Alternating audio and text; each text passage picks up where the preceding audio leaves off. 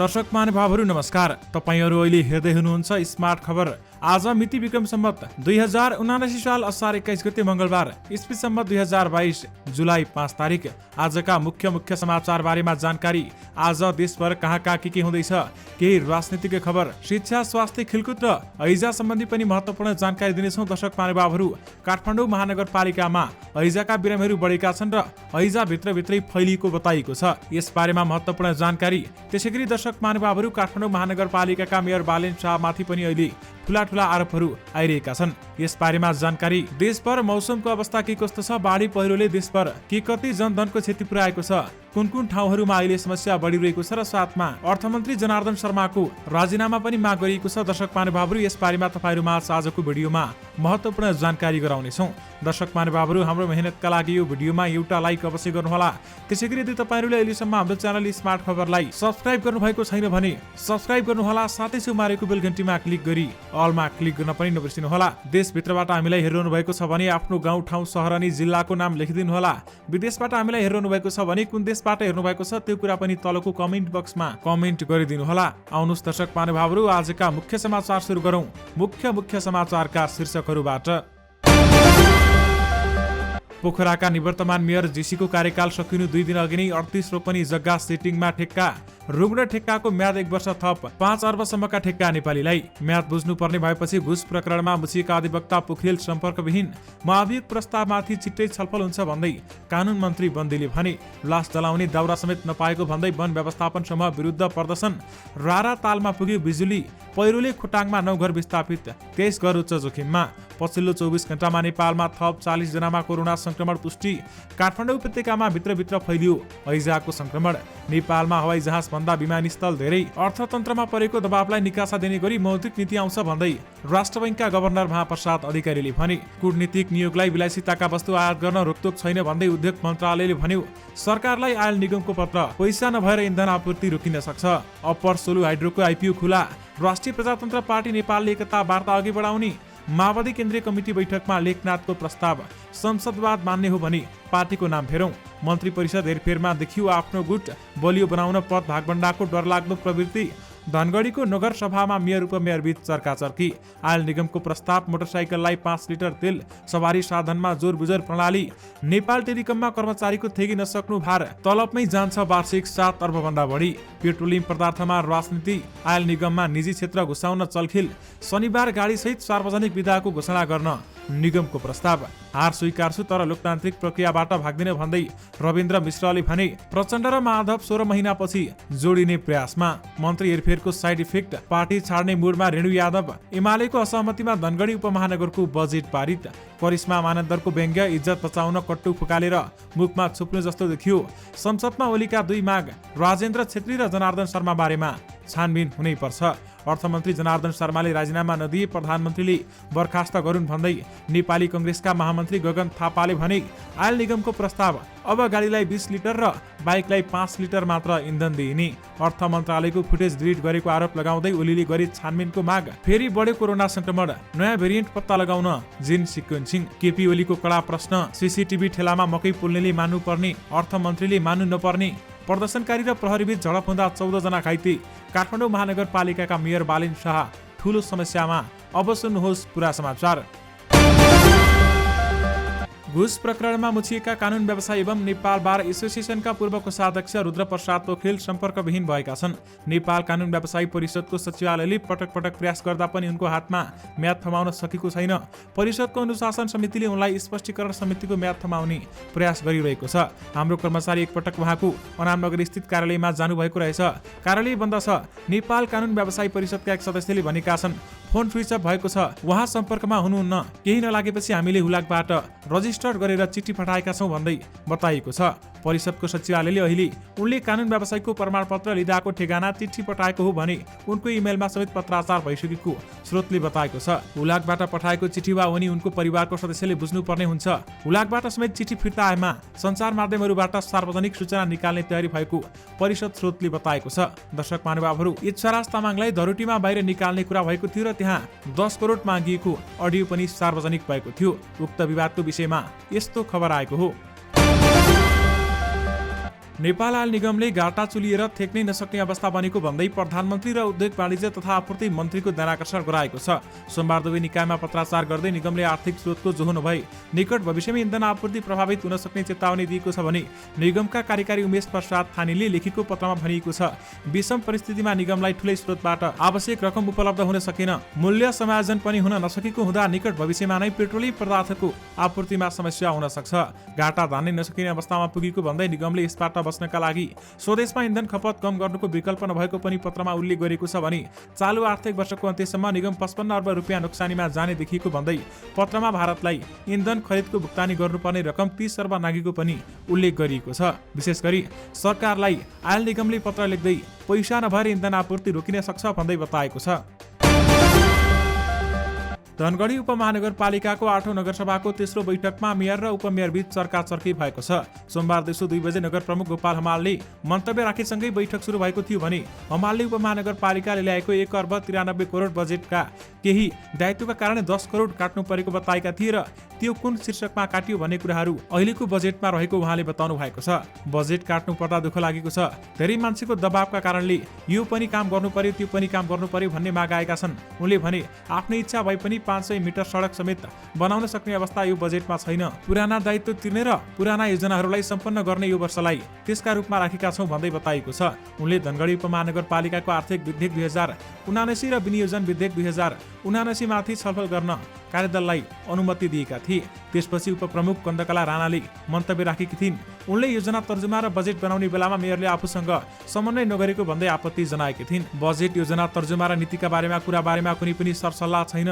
Mayor साहबले नीति बनाउँदाखेरि बनाउनु भयो, मेयर साहबको अधिकारको कुरा हो, मैले समर्थन गरेँ। त्यही नीतिलाई टिकेर आएको बजेट तर्जुमाको संयोजक उपमेयर हो, तर धेरै पटक सम्पर्क गर्न खोजे, कहाँ हुनुहुन्छ मेयर साहब भनेर हाकिम र मेयर साहब बसेर अन्तै कार्यक्रम बनाउनु भयो भन्दै उनले भनिन्। उनले संविधानले दिएको हक र अधिकार किन खोसियो भन्दै प्रश्न पनि गरिन्।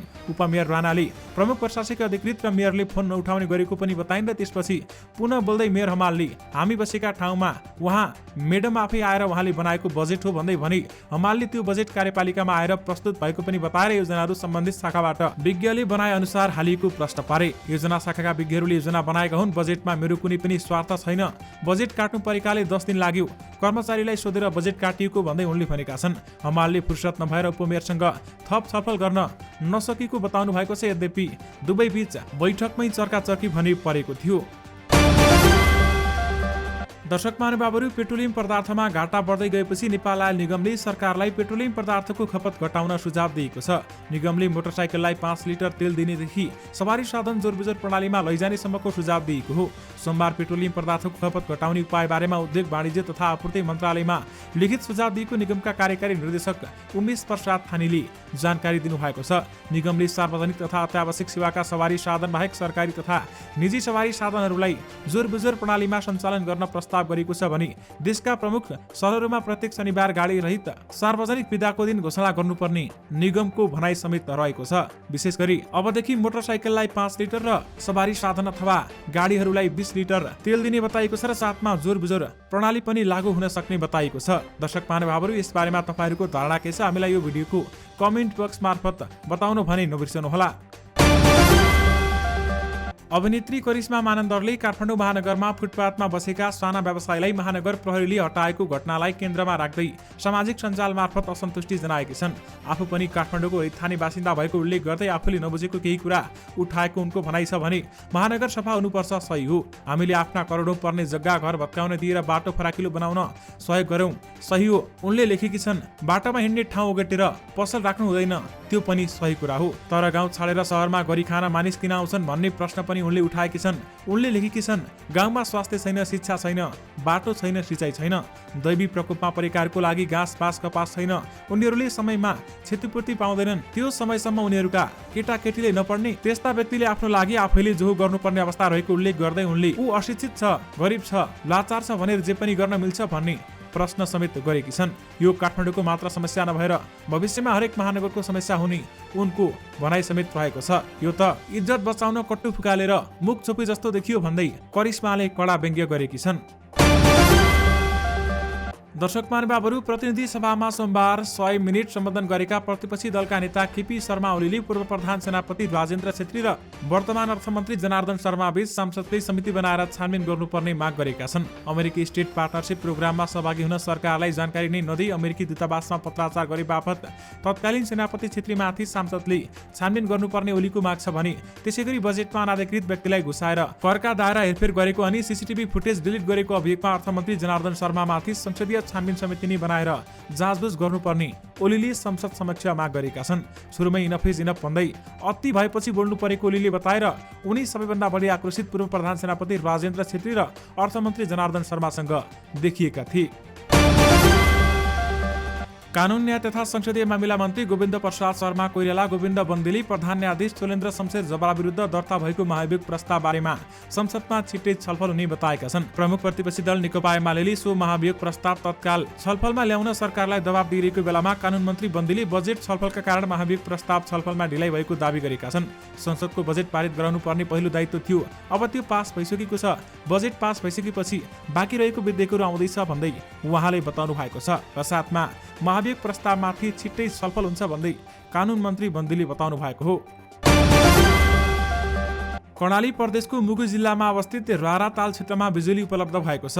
नेपाल विद्युत प्राधिकरणले सो जिल्लाको 2990 मिटर उचाइमा अवस्थित रारा ताल क्षेत्रमा विद्युत पुर्याएको हो। प्राधिकरणले आफ्नो स्वामित्वमा मुगुमा रहेको 400 किलोवाट क्षमताको गमगाड जलविद्युत गृहबाट उत्पादित करिब 25 किलोमिटर लामो प्रसारण लाइन निर्माण गरी आजदेखि रारा क्षेत्रका ग्राहकहरूलाई विद्युत उपलब्ध गराइएको जानकारी गराइएको छ।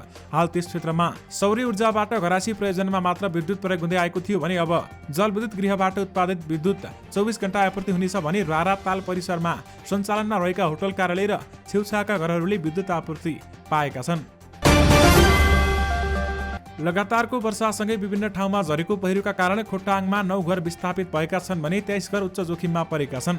डिक्तेल, रूपाकोट, मसुवागढी नगरपालिका 6, केपिलासगढी गाउँपालिका 2 र राभा बेसी गाउँपालिका 1 घर विस्थापित भएका हुन्। डिक्तेल, रूपाकोट, मजुवागढी नगरपालिका 12 जालपाका जितबहादुर राई, भीमबहादुर राई, कर्णबहादुर राई, रामिरा राई, शारदा राई र धनकुमार विश्वकर्माको परिवार विस्थापित भएका छन् भने वर्षाका कारण जमिन फाटेर गाउँ नै चिराचिरा परेपछि 6 परिवार विस्थापित भएको प्रहरीले जनाएको छ। विशेष गरी पहिरोले खोटाङमा 9 घर विस्थापित भएका छन् भने 23 घर उच्च जोखिममा रहेको बताइएको छ। पछिल्लो 24 घण्टामा नेपालमा थप 40 जनामा कोरोना भाइरस कोभिड-19 को संक्रमण पुष्टि भएको छ भने कसैको पनि मृत्यु भएको छैन। स्वास्थ्य जनसङ्ख्या मन्त्रालयका अनुसार 1847 जनाको पीसीआर परीक्षणमा 34 जना र 1163 जनाको एन्टिजेन परीक्षणमा 6 जना गरी 40 जनामा कोरोना संक्रमण पुष्टि भएको हो।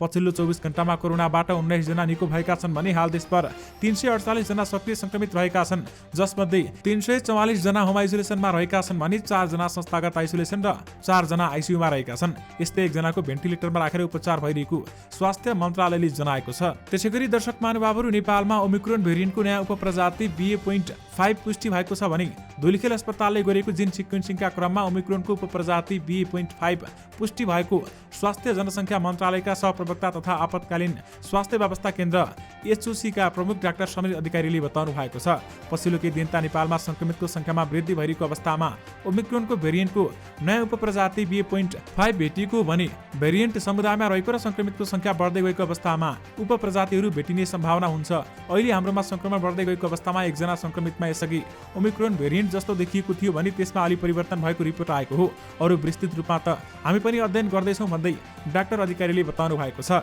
यानि कि फेरि कोरोना संक्रमण बढ्न थालेको छ भने नयाँ भेरिएन्ट पत्ता लगाउन जिन सिक्वेन्सिङ पनि गर्न थालिएको छ। नेपाली कंग्रेसका महामन्त्री तथा सांसद गगन कुमार थापाले अर्थमन्त्री जनार्दन शर्माले पदबाट राजीनामा दिनुपर्ने बताएका छन्। सोमबार प्रतिनिधि सभाको बैठकपछि सञ्चारकर्मीहरूलाई प्रतिक्रिया दिँदै महामन्त्री थापाले अर्थमन्त्री जनार्दन शर्माले पदबाट राजीनामा दिनुपर्ने बताएका हुन्। अर्थमन्त्री शर्माको सम्बन्धमा संसदभित्र र बाहिर प्रश्नहरू उठेकाले राजीनामा दिनुपर्ने उनले बताएका छन्। उनले अर्थमन्त्रीले स्वेच्छाले राजीनामा नदिएमा प्रधानमन्त्रीले पदबाट हटाएर तत्काल राजीनामा दिनुपर्ने बताए। उनले यस विषयमा छानबिन नगर्ने हो भने गलत नजिर बस्ने भएकाले छानबिनमा दोषी देखिए कारबाही गर्नुपर्ने बताएका छन्। धनगढी उपमहानगरपालिकाकी उपप्रमुख एमालेबाट निर्वाचित जनप्रतिनिधिको असहमतिमा उपमहानगरपालिकाको आगामी आर्थिक वर्ष 2079-80को बजेट पारित भएको छ। सोमबार बसेको 8औं नगरसभाको तेस्रो बैठकमा उपप्रमुख कन्दकला राणासहित एमालेबाट निर्वाचित जनप्रतिनिधिहरूले असहमति जनाउँदा पनि नगर प्रमुख गोपाल हमालले आगामी आर्थिक वर्षको बजेट बहुमतले पास भएको घोषणा गरेका हुन्। जनता समाजवादी पार्टी नेपालका अध्यक्ष उपेन्द्र यादवले मन्त्रीहरू हेरफेर गरेपछि पार्टीभित्र असन्तुष्टि झनै चुलिएको छ। भौतिक तथा पूर्वाधार मन्त्रीबाट फिर्ता बोलाएपछि जसपाकी कार्यकारिणी सदस्य रेणु यादवले मन्त्री हेरफेरको प्रतिक्रिया अथवा प्रक्रिया प्रति असन्तुष्टि जनाएकी छन्। पार्टीबाट राजीनामा दिने मनस्थितिमा नै पुगिसकेको उनी निकट नेताहरूले बताएका छन्। यादवले आफ्ना निकट नेताहरूसँग छलफलमा सो कुरा राखेको ती नेताले हामीलाई बताउनु भएको छ। छलफलबाट आउने निष्कर्षबाट उनले आगामी दिनमा कदम चाल्ने बताइएको छ भने उनको असन्तुष्टि मन्त्रीबाट हटाउनेमा भन्दा पनि एकजनालाई यथावत राख्नेमा रहेको ती नेताको भनाइ छ। कार्यकारिणी समितिको बैठकमा छलफल हुँदा 4 जना मन्त्रीलाई फिर्ता बोलाउने र नयाँ 4 जनालाई पठाउने निर्णय भएको थियो। 2077 साल फागुन 24 गते नेकपा माओवादी केन्द्रको केन्द्रीय कार्यालय पिरिस डाँडामा तत्कालीन नेकपाका पुष्पकमल दाहाल प्रचण्ड र माधव कुमार नेपाल पक्षको स्थायी समिति बैठक बोलाइएको थियो। त्यसको ठिक एक दिन अघि फागुन 23 गते सर्वोच्च अदालतले एमाले र माओवादी केन्द्र बिउताउने फैसला गरेको थियो भने साबिकको नेकपामा केपी शर्मा ओलीको स्वेच्छाचारिता विरुद्ध सङ्घर्षमा सहकार्य गरेका प्रचण्ड माधव त्यति बेलामा औपचारिक रूपमा अलग गरी विदाई भेट गर्दै थिए भने किनकि सर्वोच्च अदालतको फैसला अनुसार नेकपा खारेज भएर नेकपा एमाले र नेकपा माओवादी केन्द्र अस्तित्वमा आउने वातावरण बनेको थियो। त्यो अवस्थामा माधव कुमार नेपाल पक्ष एमालेमै फर्किने तयारीमा थियो। तत्कालीन नेकपाको प्रचण्ड र माधव पक्षको स्थायी समिति बैठक बसेर माधव नेपाल र जलनाथ खनाल पक्ष एमालेमै फर्किएर सङ्घर्ष गर्ने निर्णय गरे पनि प्रचण्ड पक्ष माओवादी केन्द्र पुनर्गठन गरेर जाने अवस्थामा पुगेको थियो। दर्शक महानुभावहरू त्यही कुरा फेरि पनि आउन थालेको छ। विशेष गरी प्रचण्ड र माधव 16 महिनापछि फेरि जोडिने प्रयासमा रहेका छन्। विवेकशील साझा पार्टीका तत्कालीन अध्यक्ष रविन्द्र मिश्रले वैचारिक विमतिहरूलाई शिष्टतापूर्वक ग्रहण गर्दै अघि बढ्ने बताएका छन्। उनले हार स्वीकार गर्ने तर लोकतान्त्रिक प्रक्रियाबाट नभाग्ने बरु एउटा बलियो देशभक्त कल्याणकारी लोकतन्त्रवादी पार्टी निर्माण गर्ने प्रयासमा आफ्नो साथ रहने प्रतिबद्धता व्यक्त गरेका छन्। सोमबार सामाजिक सञ्जाल फेसबुकमा अध्यक्ष मिश्रले आफ्नो जन्मदिनमा पाएको शुभकामना सन्देशले आफूलाई शक्ति प्रदान गरेको बताएका छन् भने जन्मदिनमा अरू वर्ष पनि धेरै शुभेच्छकहरूले शुभेच्छा प्रकट गर्नुभयो, खुसी लाग्यो। तर यो वर्ष आज पाएका सन्देशहरूले खुसी सँगसँगै मलाई ठूलो शक्ति पनि प्रदान गरेको छ। तपाईहरू सबैलाई नमन गर्न चाहन्छु भन्दै मिश्रले भनेका छन्।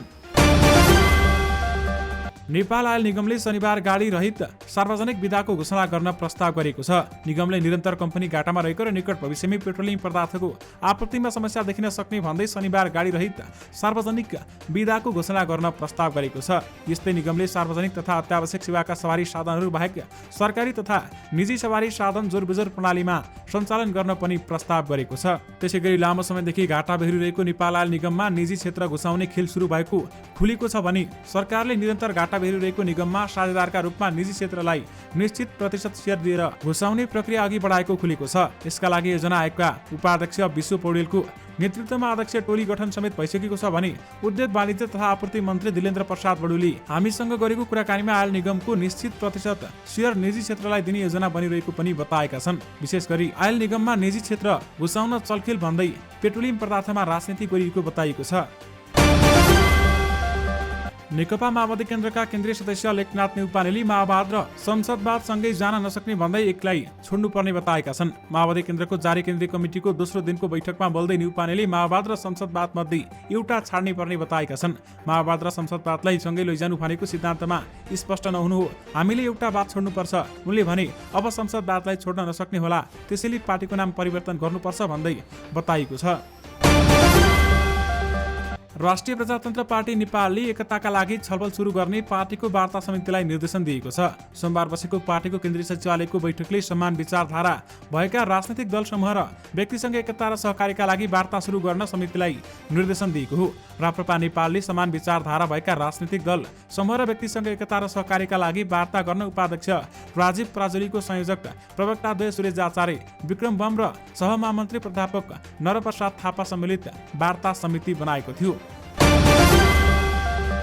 Upper Solu hydro electric company लिमिटेडको आइपिओ खुला भएको छ। कम्पनीको 18,20,475 किता साधारण शेयरका लागि सोमबारदेखि आवेदन खुला भएको हो भने कम्पनीको कुल 1 अर्ब 35 करोड पुँजीबाट 24.5% अर्थात् 33,07,500 किता साधारण शेयर निष्कासन गरिएको थियो। यसमध्ये 13,50,000 किता शेयर आयोजना प्रभावित क्षेत्रका बासिन्दाका लागि बाँडफाँड गरिएको छ भने 29,150 किता कम्पनीका कर्मचारीलाई बाँडफाँड गरिएको छ। नेपाल राष्ट्र बैंकका गभर्नर महाप्रसाद अधिकारीले अर्थतन्त्रको दबदबालाई निकासा दिने गरी आगामी आर्थिक वर्षको मौद्रिक नीति आउने बताएका छन्। सोमबार आगामी मौद्रिक नीतिको सुझाव सङ्कलन गर्न नेपाल राष्ट्र बैंकले आयोजना गरेको कार्यक्रममा गभर्नर अधिकारीले पछिल्लो समय अर्थतन्त्रका सबै सूचकमा दबाव रहेको उल्लेख गरेका छन् र उनले अहिले अर्थतन्त्रमा परेको प्रभावलाई सम्बोधन गर्न विश्वभरका अर्थशास्त्रीले ल्याएका सिद्धान्त यसै वर्ष प्रयोगमा आउने अवस्था रहेको भन्दै ठट्टा समेत गरे। राष्ट्र बैंकले मौद्रिक नीति असार अन्तिममा ल्याउने तयारी गरेको भन्दै उनले त्यो सम्भव नभए साउनको पहिलो साता मौद्रिक नीति ल्याउने समेत बताएका छन्। दर्शक महानुभावहरू, नेपालको आन्तरिक उडानमा हवाई जहाजको तुलनामा विमानस्थलको संख्या अधिक पुगेको छ। नेपाल नागरिक उड्डयन प्राधिकरणको तथ्याङ्क अनुसार अहिले देशभर त्रिभुवन विमानस्थल सहित 53वटा विमानस्थल निर्माण सम्पन्न भइसकेका छन् भने तर 33वटा मात्र सञ्चालनमा छन्। 20वटा विमानस्थलमा जहाज उड्दैनन्। यता आन्तरिक उडानमा हवाई जहाजको संख्या भने 52वटा रहेको छ। नेपाल वायुसेना निगमले उडाइरहेका 2वटा ट्विनेटर जहाज सहित 52वटा जहाजले त्रिभुवन विमानस्थल सहित 33वटा विमानस्थलमा सेवा दिएका छन्। नेपालमा यात्रु संख्याका हिसाबले तराई भेकमा विमानस्थलमा अधिक भिडभाड छ भने यसबाहेक पर्यटकीय क्षेत्रमा रहेका विमानस्थल बढी व्यस्त रहेका छन्। दर्शक महानुभावहरू, नेपालमा हवाई जहाज भन्दा धेरै विमानस्थल भएका छन्। दर्शक महानुभावहरू, काठमाडौँमा एक असारमा बाग बजारमा बस्ने 2 दिदीबहिनीलाई झाडा पखाला भएको थियो। राति पटक पटक झाडा बान्ता भएपछि नजिकै रहेको मोडेल अस्पताल पुगे। उनीहरूको उपचारको क्रममा दिशामा हैजाको जीवाणु देखियो। थप उपचारको लागि मोडेल अस्पतालले 2 असारमा शुक्रराज ट्रपिकल तथा सर्वरोग अस्पतालमा रिफर गरेको थियो। अस्पतालका consultant physician doctor Bimal Sharma 40का अनुसार अस्पताल आइपुग्दा उनीहरूको स्वास्थ्य अवस्था गम्भीर बनिसकेको थियो भने अस्पतालको आकस्मिक कक्षमा भर्ना गर्दा उनीहरूको रक्तचाप एकदमै न्यून थियो भन्दै डाक्टर 40ले भने आइसियुमा राखेर थप उपचार सुरु गर्यौं। त्यसपछि अरू व्यक्तिहरू पनि हैजाको बिरामी भएर आउनु भएको थियो। अहिले भने काठमाडौँ उपत्यकामा हैजाको बिरामी 19 देखि 20 जनासम्म पुगिसक्नु भएको छ र काठमाडौँ उपत्यकामा भित्रभित्रै हैजाको संक्रमण फैलिएको छ भन्दै बताइएको छ। दर्शक महानुभावहरू, विशेष गरी तपाईहरूले पानी खाँदा तताएर खाने गर्नुहोला, त्यसबाट हैजा फैलिएको भन्ने अहिले आशंका आएको छ। दर्शक महानुभावहरू, यसबारेमा तपाईहरूको धारणा पनि हामीलाई यो भिडियोको कमेन्ट बक्स मार्फत बताउन भनी नबिर्सनुहोला। वीरगञ्जमा सबैया साझेदारी वन व्यवस्थापन समूह विरुद्ध प्रदर्शन भएको छ। सार्वजनिक सरकार संघर्ष समितिको आह्वानमा प्रदर्शन गरिएको भने वीरगञ्ज महानगरपालिका 28, 29, 30, 31, पर्सागढी नगरपालिका 3, 4, 5 र 9 का बासिन्दा प्रदर्शनमा सहभागी थिए। वन व्यवस्थापन समूहको अधिवेशन यथाशीघ्र गर, हालसम्मको आयव्यय विवरण सार्वजनिक गर, भवन निर्माणमा भएको मन्त्री परिषदको निर्णय सार्वजनिक गर, उपभोक्ताको सद्गतमा दिइने दाउरा जाति धर्म पार्टी ठाउँ नहेरी निशुल्क र निष्पक्ष दिनुपर्ने लगायत माग राखेर प्रदर्शन गरेका हुन्। दर्शक महानुभावहरू, त्यहाँको तस्बिर तपाईहरूले स्क्रिनमा देखिरहनु भएको छ।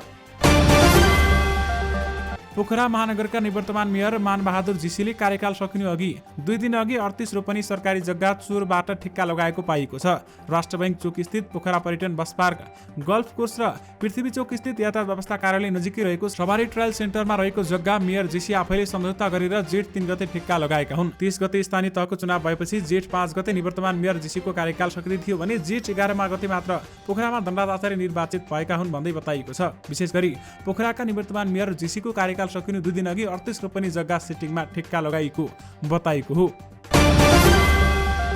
अनावश्यक खर्च उत्पादनमा कमी र राजनीतिक नियुक्ति तथा कर्मचारीको भर्ती केन्द्र बनेकै कारण सरकारी संस्थाहरू एकपछि अर्को गर्दै दराइसी बन्दै गइरहेका छन्। चाहे त्यो नेपाल वायुसेना निगम होस् या खाद्य व्यवस्था तथा व्यापार कम्पनी लिमिटेड, नेपाल निगम वा अन्य यस्तै प्रकारका दर्जनौं संस्था किन नहुन्। दर्शक महानुभावहरू, यद्यपि अहिले भने नेपाल टेलिकममा कर्मचारीको थेगी नसक्नु भार बढेको छ भने तलबमै वार्षिक 7 अर्ब भन्दा बढी जान्छ भन्दै बताइएको छ। असमको पञ्चदेवल विनायक 4 का 15 वर्षीय विनोद शाहीको मृत्यु प्रकरणलाई लिएर पीडित पक्ष र प्रहरीबीच झडप भएको छ। झडपमा परि जिल्ला प्रहरी कार्यालयका 14 जना प्रहरी घाइते भएका छन् भने विनोदको न्यायका लागि सदरमुकाम मङ्गलसेनमा सोमबार प्रदर्शन भएको थियो भने प्रदर्शनकारीहरूले सरकारी वकिल कार्यालय र जिल्ला अदालत असाममा ढुङ्गामुढा गर्दा 14 प्रहरी घाइते भएको जिल्ला सूचना प्रहरी अधिकारी प्रहरी निरीक्षक कैलाश विष्टले जानकारी दिनुभएको छ। दर्शक महानुभावहरू, यो सँगै तपाईहरुमा आजका सबै मुख्य समाचारहरू राखिसकेका छौं। फेरि पनि तपाईहरुमा नयाँ मुख्य समाचारको साथमा उपस्थित हुने नै छौं। अहिलेलाई भने मलाई बिदा दिनुहोस्। नमस्कार।